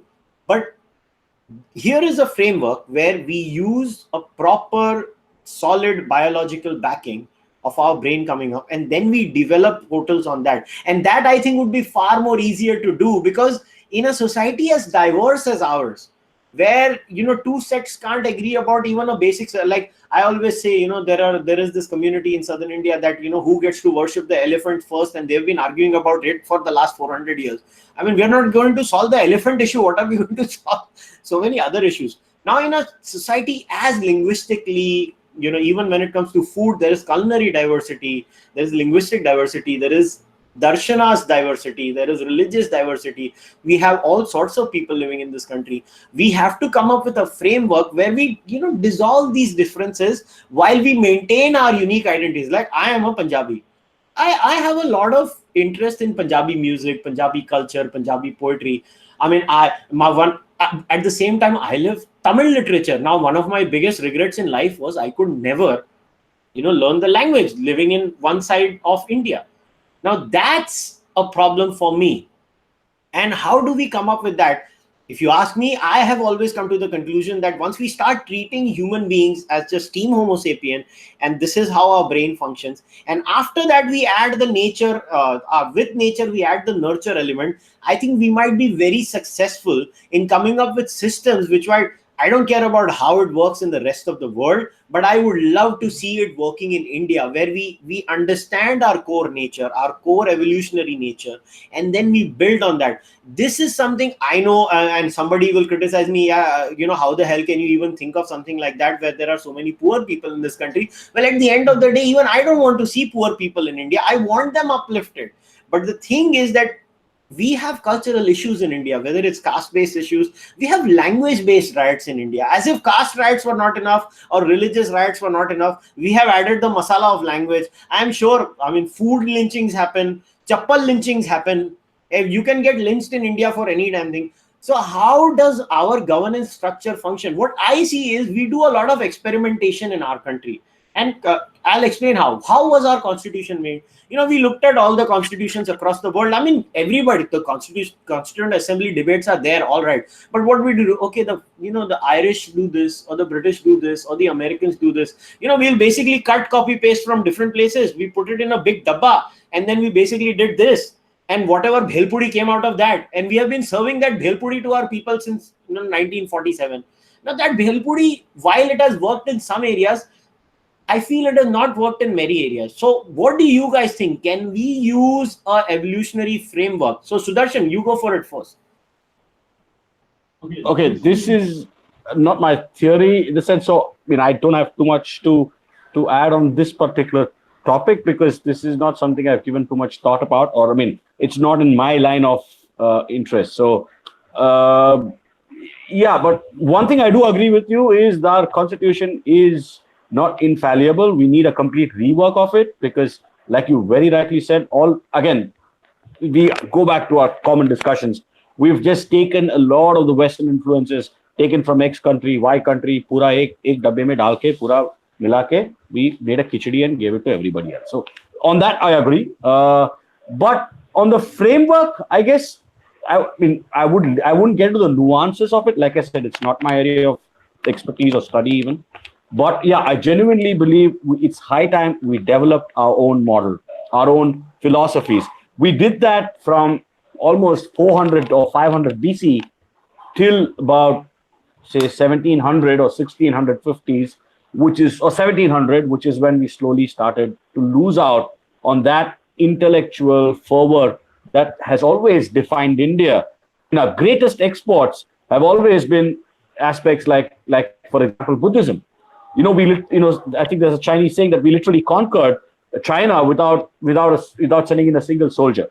So yeah, I think that kind of intellectual fervor, that kind of intellectual maturity, our own independent thinking, all that needs to come. Now, will it come now? I don't know, but yeah, it's very important.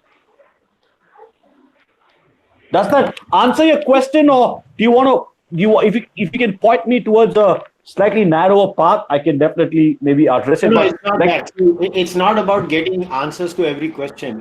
The whole point is raising questions for the audiences to think about also. And if one thing that I like about this podcast, or I pride myself on, is we don't have answers for everything. That is something I take a lot of pride on. But sorry, before that, just one recommendation and a shout out. Since you said Tamil literature, if you can get your hands on the English translation of Kalki's Ponniyin Selvan, it's a 6-part work. It's on the Chola era. Get it. It's an unputdownable book. You will be up for like at least a week. You will not sleep. You'll binge read that book. Ponniyin Selvan, the English translation. Brilliant. Thanks a lot. I'll definitely read it because I've not read it. So I'm really excited. Thanks a lot. Yeah, you should. You're welcome. Excellent. Thank you. So Kushal, to answer your question from my perspective, having seen the direction in which the world is going, particularly from what I've seen at the level of the UN and negotiations and planning for the future by the various leaderships of countries around the world, we're basically sleepwalking into disaster. And this is on an environmental level, on a human level, on a political level, on an economic level. And basically, the countries of the West would rather let people in the global South, so in the countries of Latin America and Africa and Asia, live in poverty, live in literal and metaphorical darkness, without electricity, without empowerment, without food, being affected by catastrophic flooding or by hotter summers, harsher winters, the vagaries of climate change on our agricultural sector, erratic monsoons. They would rather let us deal with that than take a single step that would affect their economic interests. Now, in order to deal with such a world, where there is such a structural inherent bias in the way geopolitics takes place, it's important for us to equip ourselves in the countries of the global South with the tools we need to forge our own path and mitigate the ill effects of the actions of others, as well as our own efforts to uplift our society. It's completely unrealistic to hark back towards, I miss the India of the 1960s, or I miss the Soviet Union of the 70s, or I miss America under Reagan. That's never coming back. None of that is ever coming back. We have new realities to deal with, and we need new tools to ensure that we can deal with them in a just and equitable way for all countries and for people within our country.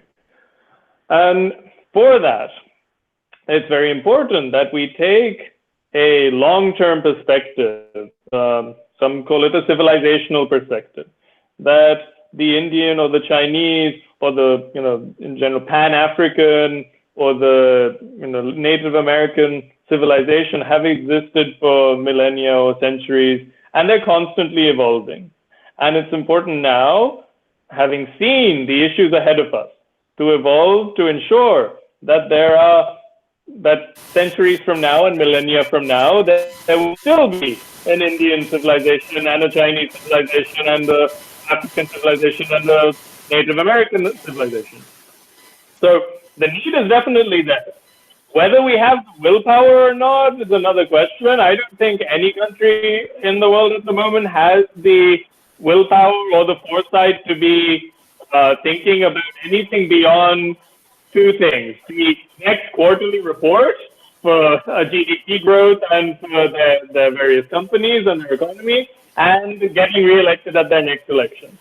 Now we're dealing with the short-termist approach to politics and the economy and society, which blinds us to the long-term challenges ahead of us. And if we don't deal with them now with the political willpower we need, we will have to deal with them anyway 30 years from now, but not on our own terms, but because we're forced into it. And we're forced into it from a position of defensiveness, from a position of weakness. So last year, the Chinese government, they amended their constitution, for example, to put things like environmental concerns and the long-term existence of the Chinese civilization enshrined into their constitution. And that was the essence of Xi Jinping's thought, this long-term goal, wherein basically now that we've lifted everyone out of poverty, now the challenge is to ensure that we continue to live with dignity for, as far ahead in the future as we can. So that has even got a lot of awards, well, a lot of praise from environmental lawyers, for example, as a great example of enshrining long-term custodianship over the environment into the constitution and law of a country. And basically, we'll all have to deal with this at some point or another. We can deal with it now and start working on it now while we have some time to do it, or it will end up like the global financial crisis of 2008, where everyone knew it was coming, you did nothing to stop it, and when it came, then you panic and make missteps, and you end up with a fragmenting society, a politics that doesn't make sense anymore, and an economy that's been stagnant. And then this brings us back to the very beginning of this conversation. Why does the Western media treat countries like India or Russia or China or Japan with such a Orientalist glaze? And it comes down to two things. One, it makes them feel better about their own societies where salaries have been flat for 10, 15 years, where politics doesn't make sense anymore, when the New York Times said there's a 91% chance tomorrow Hillary Clinton will become president, and then that's flying into their face when Trump gets elected. The society doesn't make sense. They simply don't have the willingness in many countries to understand why did so many people vote for Trump? Why did so many people vote for the AFD? Why did so many people vote for Brexit? These people are idiots and should be written off from society. Instead of understanding that these are humans who acted in their self-interest based on the tools and knowledge available to them and can be addressed as such. So when they're unwilling and unable to address these problems in their own countries, it's projected onto others, and then you feel a bit better about the problems in your own country. The second thing is what Gandhi said, that first they ignore you, then they laugh at you, then they attack you, and then you win.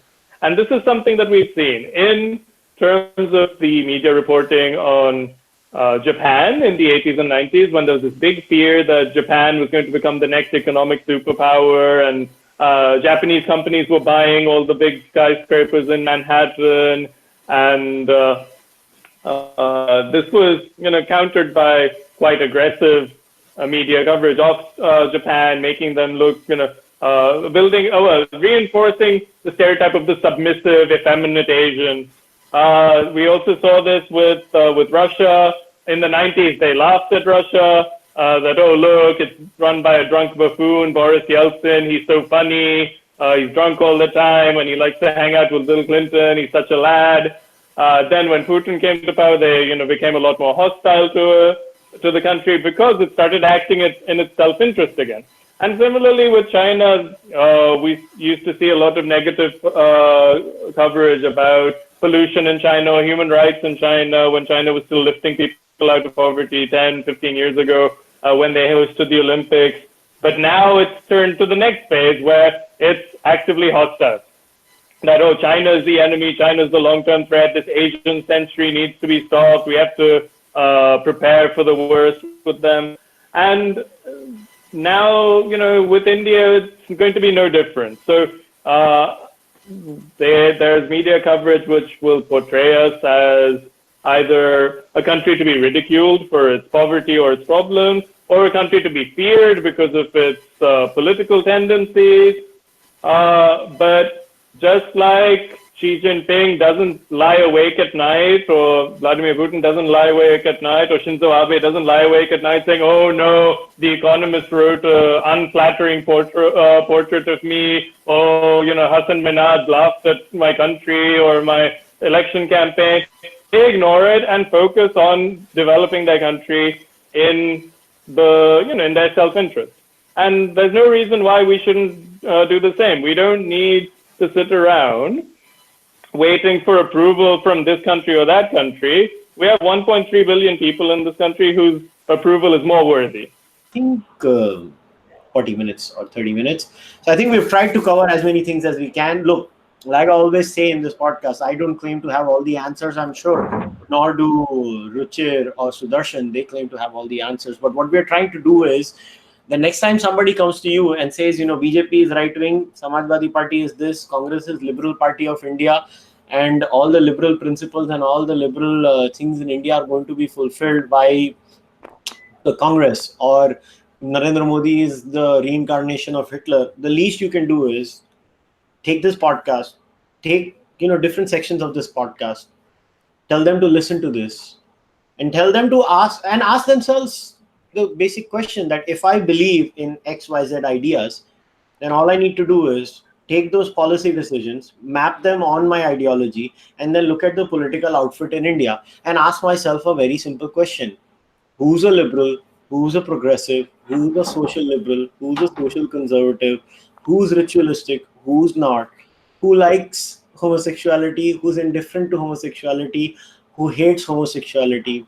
Who likes triple talaq? Who hates triple talaq? Who's indifferent to triple talaq? Who is for women's rights? Who is against women's rights? Who is for X? Who is for Y? And then try to map all Indian political parties on that spectrum. And all you get, if you use the current template the world has right now, is what you call a good old shit show when it comes to India. So that's all you get. You get a shit show in the end, where at the end of the day, we all pick, and I say this with full responsibility, we pick the authoritarian we are comfortable with. In Indian politics, all of us, whether it's myself or each and every one of you who votes or does not vote or whatever, even if you're Nota, the Nota people are rejecting all the authoritarians. That's all I can say. But if you are voting, I'm a BJP voter, somebody is a Congress voter, somebody votes for, yes, people vote for Arvind Kejriwal too in this country. I don't know why. I'm yet to answer that question, but they do vote for him. Oh, please. Let's not go on down that road. I don't want to start using swear words. So what I'm trying to say is that there are a lot of unanswered questions. What I think is understanding Indian politics, understanding Indian society is still a work in progress. We are a young country. We're only 70 years old. We're still trying to understand a lot of things that I think we're still trying to come to grips with the reality of independence in many ways. We are a very, very, immensely densely populated country, and with such levels of poverty is going to take a lot of time. Maybe the questions that I've asked, or Ruchir has asked, or Sudarshan has asked today, or we've tried to ponder over, we may not even get all the answers for them in our lifetimes, I think. Maybe once we are all three of us, or most of the viewers of this podcast are dead and buried, maybe then somebody might have solved these answers, because a lot of things I think are connected to financial health of a society too. Because what was that famous line, bhuke pet bhajan na hove gopala? That, you know, if your stomach is not full, what are you going to intellectualize and what are you going to think about these things? You know, these things only happen once you have financial security. And I totally take that point which Sudharshan and Ruchir both made in the podcast today. But having known that reality, we still had to do it. And my attempt today was nothing else but trying to create a product, trying to create a memeplexes. What we are doing here is, or what I'm trying to do here through my podcast is create memeplexes. I don't have to agree with everyone who comes on my podcast, and I don't expect them to agree with me. But what I expect them to do is have civil discussions, because at the end of the day, we care for our country, we care for our people, we care for our planet, we care for all these things. So that's what I'm trying to do. I hope you guys had a great time. I had a fun time chatting with Ruchir and Sudarshan. So Ruchir, Sudarshan, once again, thanks a lot for coming on the podcast. I'm really grateful to both of you. And maybe, you know, once let the elections go by, maybe a few months down the line, we'll see how India goes and we'll revisit whether we can see some changes have happened or not, or we can revisit our ideas after that. So once again, guys, thanks a lot, Ruchir and Sudarshan. Thanks for having us over. Thank you. Yeah, thanks so much for hosting us and for such a great conversation. All right, guys. I'll see you the next time. If you like what I'm doing, subscribe to the podcast, like, share it with your friends. Till then, namaste, goodbye, take care.